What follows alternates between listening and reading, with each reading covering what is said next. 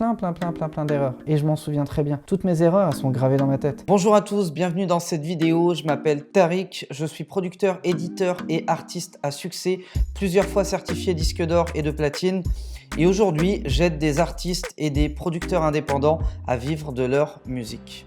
Ma pire erreur, qu'est-ce que ça a été ma pire erreur? Évidemment, j'ai fait plein d'erreurs et je m'excuse auprès de ceux qui ont été impactés par mes erreurs. Mais on est humain, on apprend. Je pense avoir fait de mon mieux dans tout ce que j'ai fait. Enfin non, c'est même pas je pense, je sais, j'ai fait de mon mieux dans tout ce que j'ai fait. Et parfois, j'ai fait des choses qui n'ont pas été bien faites. Parfois, j'ai peut-être fait du mal aux gens. Ça a toujours été involontaire, inconscient. Je l'ai peut-être compris plus tard avec la maturité. Mais il faut savoir que je me suis lancé dans la production à 15 ans. Évidemment qu'à 15 ans, t'as pas la maturité que j'ai aujourd'hui à 30 ans passés. Même à 20 ans, même à 22 ans, même à 25 ans. Voilà, je sais que j'ai fait des erreurs sur la gestion des équipes parce que je gérais de l'humain qui avait très souvent un âge plus important que le mien. Donc j'avais peut-être pas une approche suffisamment démocratique. J'ai fait des erreurs dans des signatures, dans des projets que j'ai voulu développer, qui n'ont pas été bons, dans des manières de parler à certaines personnes. Enfin voilà, et plein d'erreurs. Et je m'en souviens très bien. Toutes mes erreurs, elles sont gravées dans ma tête. Autant les points positifs, j'arrive à les oublier, autant les points négatifs, je les oublie pas. Mais ma plus grosse erreur, elle a été d'accorder ma confiance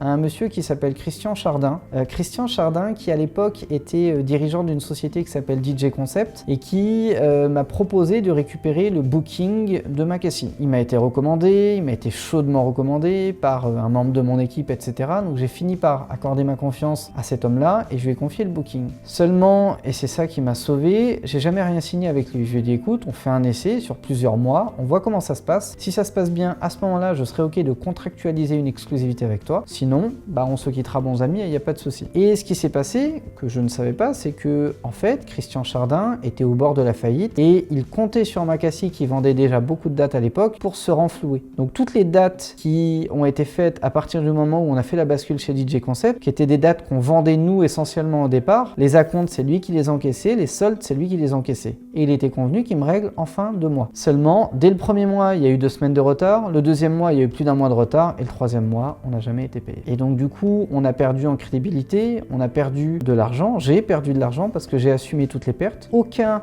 artiste, danseur, DJ peut dire qu'il n'a pas été payé. J'ai payé tout le monde. Moi, j'ai une perte sèche de pas loin de 6 500 € de mes poches, en direct de ma poche. Je l'ai très mal vécu déjà.